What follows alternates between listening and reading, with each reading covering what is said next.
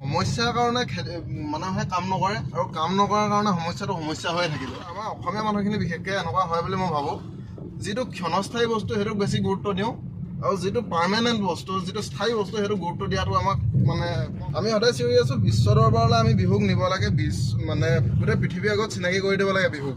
আমি বিহুটো পাতোঁ কিয়? হেল্ল' নমস্কাৰ, মই গৌতম দত্ত। মোৰ লগত আছে এতিয়া আমাৰ ৰিদীপ দা, মানে ভাই দা। আমি এতিয়া গৈ আছোঁ অলপ ফুৰিবলৈ ওলাই আহিছোঁ আজি বিহু বুলি। কিন্তু এই বিহু বুলি যে ওলাই আহিলোঁ, এইখিনি সময়তে মোৰ মনলৈ কেইটামান প্ৰশ্ন আহিলে। গতিকে ভাইদাৰ লগত আলোচনা কৰিম বুলি আৰম্ভ কৰিলোঁ। আৰু আপোনালোকৰ আগতো মানে বস্তুটো কিনো আলোচনা চিটবেল্টডাল মাৰি লৈছোঁ এইখিনিত।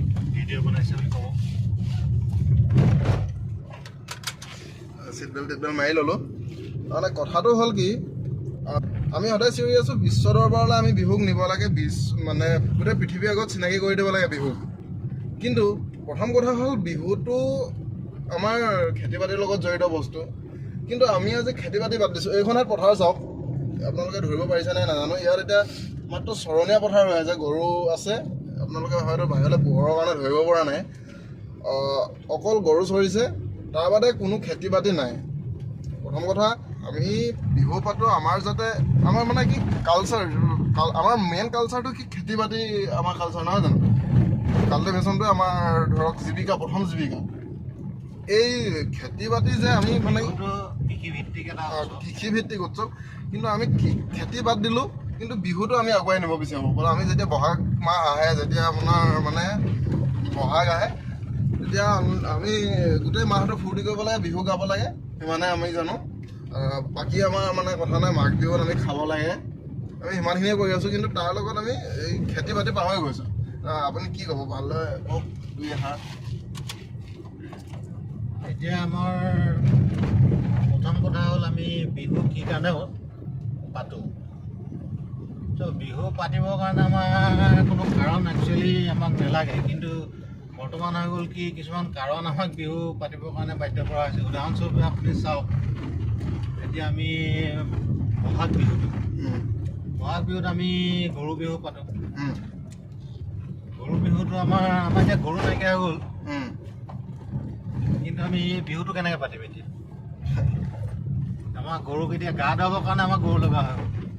আগতে আমি গৰু আছিলে কাৰণে গা ধুৱাইছিলোঁ। গৰু আছিলে, গোটেই বছৰটো আমি খেতি কৰিবলৈ, যেতিয়া বহাগ আৰম্ভ হৈছে আমি খেতি কৰিম, তেতিয়াৰ পৰা খেতি কৰিবলৈ মানে ষ্টাৰ্ট কৰিম। খেতি বাতিলৈ ওলাম, আমি গাঁৱলীয়া মানুহবিলাকে খেতি কৰিবলৈ ওলাম। আৰু সেই তেতিয়া আমি গৰুকেইটা ঘৰত থোৱা গৰুকেইটা অকণমান ধুৱাই মেলি ভালকৈ সাজু কৰি লওঁ যে আজিৰ পৰা আমি খেতিত ওলাম।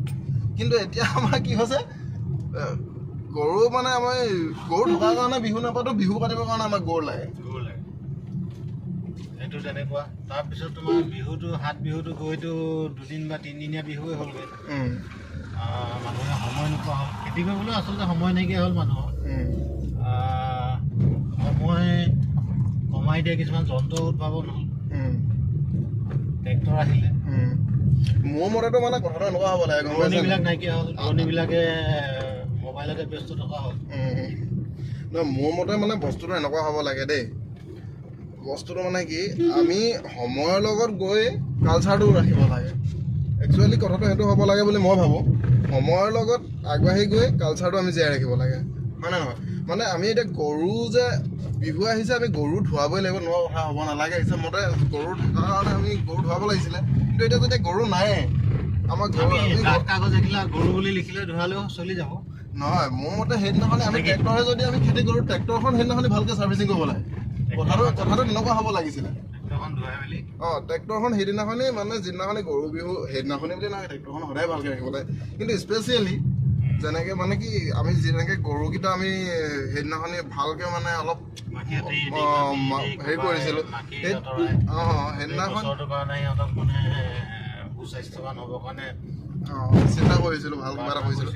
তেনেকৈ মানে ট্ৰেক্টৰখনো আমি কি কৰিব লাগে, সেইদিনাখনি মবিল চেঞ্জ কৰি ধুনীয়াকৈ ধুই মেলি, হয় নহয়, সেইটো কৰিব লাগে। কিন্তু এতিয়া মানে আমি সেই সময়ৰ লগত গতি কৰা নাই, আমি খেতিটো বাদ দি দিছোঁ। কিন্তু আমাৰ অসমীয়া মানুহখিনি বিশেষকৈ এনেকুৱা হয় বুলি মই ভাবোঁ, যিটো ক্ষণস্থায়ী বস্তু সেইটোক বেছি গুৰুত্ব দিওঁ, আৰু যিটো পাৰ্মানেণ্ট বস্তু, যিটো স্থায়ী বস্তু, সেইটো গুৰুত্ব দিয়াটো আমাক মানে কম হয়। এতিয়া আমি খেতি বাদ দিলোঁ, খেতিৰ লগত ৰিলেট থকা আমাৰ এই বিহুকেইটা ৰাখি আছোঁ। এতিয়া বিহু তাকে, এতিয়া কাতি বিহু। কাতি বিহুটোতো একচুৱেলি কঙালী বিহু। কঙালী বিহু। তাত আমাৰ খাবলৈ ববলৈ একো নাথাকে। আৰু মানুহে অৱশ্যে ভালেই পাইছে যে অলপ খৰচ কম হয়, কাতি বিহু ভালকৈ পতা নাযায়, পোৱা নাযায় বেছি। আৰু সেই অনুপাতে কিন্তু এতিয়া দেখা গৈছে কাতি বিহুত একচুৱেলি চাকি বন্তি আমি জ্বলাওঁ পথাৰত, যাতে তাত থকা অনিষ্টকাৰী পোকবিলাক জ্বলি যায়। কিন্তু আজিকালি দেখা গৈছে যে খেতি বাতি মানুহে কৰে, তাকো খুব মানে লিমিটেড, খুব কম সংখ্যক মানুহে কৰে। বহুতেতো আধিলে দিয়ে, কি হৈছে পথাৰত নেচায়, এতিয়া ময়ে নাচাওঁ। কিন্তু আজি ভাবিছোঁ চাকি এগছ দিমগৈ। আপোনালোকে কমেণ্ট কৰি জনাব আজি আপোনালোকে চাকিটো দিলে নে নাই, মানে দিবনে নাই, ভিডিঅ'টো কেতিয়াবা আপলোড কৰক। যদি দিলে আপোনালোকে কমেণ্ট কৰি জনাব। কথাটো হয় নে নহয়, আচলতে যদি আমি কিবা চাকিটো কিয় জ্বলাব সেইটো বাৰু হ'ব, মানে আমি কোৱা কথাটো কিবা ভুল হৈছে নেকি? আমি বিহু মানে কি বিহু প্ৰসংগত আমি কিবা বিতৰ্ক সৃষ্টি কৰিব বিচৰা নাই বা বিহু পাতিব নালাগে বুলি ক'ব যে আমি 100% বিহু ছাপোৰ্ট কৰোঁ, আমাক লাগে, আমাৰ উৎসৱ, আমাৰ জাতীয় কৃষ্টি, এইবিলাক কৃষ্টি সংস্কৃতি আমাক লাগে।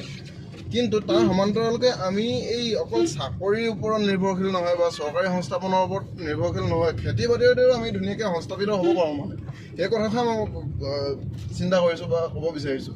আচল কথাটো সেইটো। চাবলৈ গ'লে খেতি মানুহে নকৰা কাৰণ বহুত। সমসাময়িক প্ৰেক্ষাপটত আমি যদি চাবলৈ যাওঁ, চৰকাৰৰ কিছুমান কাম কাজ বহু সময়ত দেখা গৈছে যে যিবিলাক মানুহে পাব নালাগে সেইবিলাক মানুহেও আপোনাৰ চৰকাৰী আঁচনি অন্তৰ্গত মানে হৈ আছে। চাউলটো আপোনাৰ কম দামত বা পাই আছে, কম দামত হয়তো পাই আছে। সেই তেনেকুৱা মানুহবিলাক, সেই মানুহবিলাকেতো এতিয়া খেতিৰ প্ৰতি ধাউতিটো কমি গৈছে।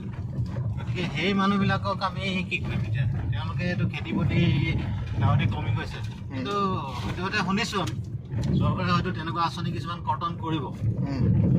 তেতিয়া কিন্তু মানুহবিলাক খেতিলৈ ঘূৰি অহাৰ বাহিৰে বেলেগ মানে প্ৰথম কথা হ'ল আমাৰ এতিয়া এটা আপুনি কথা এটা লক্ষ্য কৰক, আপুনি ধৰক চাকৰি এটা কৰে, আপুনি কোটি টকা ইনকাম কৰে, যদি আপুনি খেতি নকৰে, কোনে এজন পৃথিৱীৰ গোটেই সকলো মানুহকে চাকৰি দি দিলে, চবে মানুহে কোটি কোটি টকা দৰমহা পায়, কিন্তু তাৰ মাজত এজনো খেতিয়ক নাই, খাব কি? পইচা খাইতো জীয়াই থাকিব নোৱাৰে, খাব কি? গতিকে কৃষি বস্তুটো প্ৰথম লাগিবই। আমাৰ বিশেষকৈ আমি অসমীয়া মানুহবিলাক ইমানে এলেহুৱা। আমাৰ অসমৰ মাটিবিলাক এনেকুৱা গম পাইছেনে, আমাৰ অসমৰ মাটিত কিবা গুটি এটা পৰিলে গজে।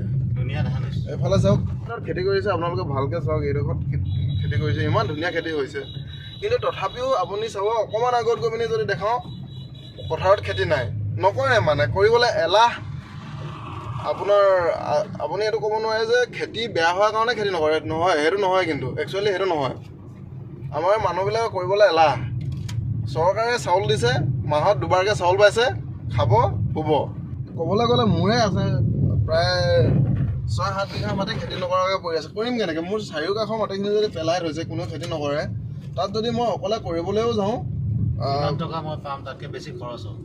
সেইটোৱেই গোটেই হেৰিয়েতো খাবই, গৰু ছাগলী মেলি দিব, খাবই। যদি আপুনি বেৰা মাৰিও সম্পূৰ্ণ গোটা বেৰা মাৰি পিনিও যদি আপুনি খেতিডৰা কৰে নহয়, তাৰপিছত দেখিব যে কোনোবাই আহি পিনি কোনোবা দিনাখনি জেওৰাই খুলি দিলে, কোনোবাই আহি পিনি ছাগলী দুটাই দাঙি ভৰাই দিলে। নহয়, এই ক্ষেত্ৰত আমি এটা কথা ক'ব লাগিব যে খেতি মানুহে নকৰা কাৰণবিলাক আমি অনুধাৱন কৰিব লাগিব। প্ৰথম কথা হৈ গ'ল ইৰিগেশ্যনৰ আমাৰ ব্যৱস্থাটো একদম মানে শূন্য। তাত থকা বিষয়া কৰ্মচাৰীবিলাকে এনেই দৰমহা খাই আছে। আমাৰ এইফালেতো ইৰিগেশ্যন নাই। আমাৰ এইফালে ইৰিগেশ্যন আলিটোহেঁত আছে, মানে নাই, পানী নাই, কোনোদিনে অহা দেখাই নাই। য'ৰ পৰা পানী তেওঁলোকে ছাপ্লাই কৰে, নদীখনৰ লগত কানেকশ্যনটো নাই। কেৱল কানেকশ্যনটো আছে চৰকাৰী চাকৰিয়াল কেইজনৰ বেংকৰ সৈতে, য'ত তেওঁলোকে দৰমহা পায়। অকল কানেকশ্যনটো সেই তাতহে আছে, কোনো ইণ্টাৰেষ্ট নাই। 1 নম্বৰ কথা। 2 নম্বৰ কথা, আপুনি যদি চাই ইৰিগেশ্যন অফিচৰ যিবিলাক সা সৰঞ্জাম, এইবিলাক বহু দিনৰ আগতেই এইবিলাক অকশ্যনত চেল হৈ গৈছে মই জনাত। যিমান দূৰ মই জানো। উম, গতিকে তেওঁলোকে কৰিব লগা কাম একো নাথাকে আৰু হয়তো ইৰিগেশ্যন অফিচৰ যিবিলাক কৰ্মচাৰী তেওঁলোকক হয়তো বেলেগ বেলেগ কামত চৰকাৰে নিয়োগ কৰি থৈছে মই ভাবোঁ। চৰকাৰে বাৰু এনেই দৰমহা নিদিয়ে, বেলেগ অফিচত কিবা হয়তো কামত ব্যস্ত কৰি থৈছে হ'বও পাৰে। কিন্তু যদি তেনে কৰা নাই, চৰকাৰে নিশ্চয় এটা কাম কৰিব পাৰে, ভাল পদক্ষেপ ল'ব পাৰে। পুনৰ ইৰিগেশ্যন ব্যৱস্থাটো, জলসিঞ্চন ব্যৱস্থাটো পুনৰ সজীৱ কৰি তোলাৰ সময় আহি পৰিছে। 1 নম্বৰ কথা। 2 নম্বৰ কথা যে আপুনি চাব যে আমাৰ এতিয়া ধেমাজি জিলাৰ কিছু অংশত পানী বেছি, খেতি কৰিব নোৱাৰিলে কিছু অংশত। আৰু মোৰে বহুত মাটিত মানে পানী বেছি কাৰণে মই খেতি কৰিব পৰা নাই। কিছু অংশত পানী কম কাৰণে বা পানী নহ'ল কাৰণে খেতি কৰিব পৰা নাই। কিছু অংশত মই নিজেই এটা ফিচাৰী অধিক হৈ আছে এতিয়া মোৰ খেতি মাটিত। গতিকে চাবলৈ গ'লে জলসিঞ্চনৰ প্ৰয়োজনীয়তাটো আছে, বহুত বেছি পৰিমাণে আছে। কাৰণ পানীৰ অভাৱত খেতি কৰিব নোৱাৰা মাটিৰ পৰিমাণ বেছি। আমাৰ এই ধেমাজি জিলাত যিমান ভাল খেতি হয় হয়তো বহুত ঠাইত নহয়, কিন্তু তথাপিও আমাৰ ইয়াত খেতি নকৰে মানে কেলে সেই তেনেকুৱা প্ৰব্লেম। মই মোৰ মাটিৰ ওচৰেদিয়ে আছে জলসিঞ্চনৰ ড্ৰেইন আছে, কিন্তু মই জন্মৰ পৰা আজিলৈকে দেখা নাই তাত পানী অহা। মই জন্মৰ পৰাই দেখা নাই তাত পানী অহা। সমস্যাবিলাক আচলতে সেইবিলাকে। আৰু সমস্যাৰ কাৰণে একচুৱেলি কথাটো কি হয়, সমস্যাৰ কাৰণে মানুহে কাম নকৰে, আৰু কাম নকৰাৰ কাৰণে সমস্যাটো সমস্যা হৈয়ে থাকিব। যদি আপুনি অকল চৰকাৰৰ দুখ দিলে নহ'ব, যদি আমি সকলোৱে খেতি কৰিবলৈ ল'লোহেঁতেন, খেতি কৰাহেঁতেন, আমি যদি হেঁচা দিলোহেঁতেন চৰকাৰে অভিয়াছলি কামটো কৰিবলৈ হ'লহেঁতেন, কৰিব লগা হ'লহেঁতেন, মানে বাধ্য হ'লহেঁতেন, কামটো কৰিবলৈ বাধ্য হ'লহেঁতেন। কিন্তু আমি যিহেতু খেতি নকৰোঁৱে, আমি হেঁচা নিদিওঁ, আৰু হেঁচা নিদিয়াৰ কাৰণে চৰকাৰে কামটো নকৰে, আৰু কামটো নকৰাৰ কাৰণে আমি আকৌ খেতিটো কৰিব নোৱাৰোঁ। কথাটো লাইফ ইজ এ চাৰ্কল। চৰকাৰে মাজতে খুব উন্নত মানৰ বীজ কিছুমান দিছিলে, আৰু শেহতীয়াকৈ বাদামৰ কিছুমান বীজ দিছিলে। আৰু এই বীজখিনি চৰকাৰে কি কাৰণে দিলে, তাৰ পৰা কিমান ফচল আশা কৰিছিলে চৰকাৰে, তাৰ পৰিমাণটো যথেষ্ট বেছি, কিন্তু কাৰ্যক্ষেত্ৰত আমি দেখা পাইছোঁ যে তাৰ খুব নগণ্য সংখ্যক 3-4% মানুহে হয়তো এই বীজখিনি সিঁচিলে বা ৰুলে, কিন্তু বেছিখিনিয়ে খাই পেলোৱা দেখা গৈছে। গতিকে এই ক্ষেত্ৰত চৰকাৰে আগৰ যিবিলাক পৰিসংখ্যা, এই পৰিসংখ্যাবিলাক নিশ্চয় চোৱা নাই বুলিয়ে ভাবিছোঁ। আগতে আমি তেনেকুৱা আৰু দেখিছোঁ যে গোমধানৰ বীজ দিছিলে, তাৰ পৰা ফচল কিমান উৎপন্ন হৈছে তাৰ হিচাপটো ৰাখিছেনে নাই চৰকাৰে, সেইটো ডাঙৰ কথা। এতিয়া টপিকটো চেঞ্জ হৈ গ'ল, আমাৰ বিহুৰ পৰা ক'ব পালোগে। কৃষি আচলতে আমি বিহু বুলি নহয়, একচুৱেলি আমি কৃষিৰ ওপৰত ভিডিঅ'টো বনাইছিলোঁ। কৃষিৰ ওপৰত, বিহুৰ ওপৰত নহয়। বিহুটো আমি মানে আজি যিহেতু কাতি বিহু প্ৰসংগটো আমি বিহুৰ ফালৰ পৰা টানি আনিছিলোঁ। আৰু ভিডিঅ'টো চাই যদি আপোনালোকে ভাল পালে, যদি কথাখিনি আমি কিবা এটা বুজাব, এই বহুত বেয়া ৰাস্তা। যদিহে কিবা এটা অলপ হ'লেও বুজাবলৈ পাৰিলোঁ বা কিবা এটা অকণমান হ'লেও আমি চিন্তাটো আমাৰ ভাল হৈছে, তেতিয়াহ'লে ভিডিঅ'টো লাইক কৰক, লগৰ 2-এজনলৈ শ্বেয়াৰ কৰক। কাৰণ আমি ডাঙৰ ইউটিউবাৰক বহুত ছাপোৰ্ট কৰিলোঁ, এতিয়া অলপ সৰু আমাৰ লেখীয়াবিলাককো কৰক, যাতে কিবা এটা কৰিব পাৰোঁ, কিবা এটা মনত থকা 2-এটা কথা আমি প্ৰকাশ কৰিব পাৰোঁ। গতিকে আজিলৈ টাটা, বাই বাই।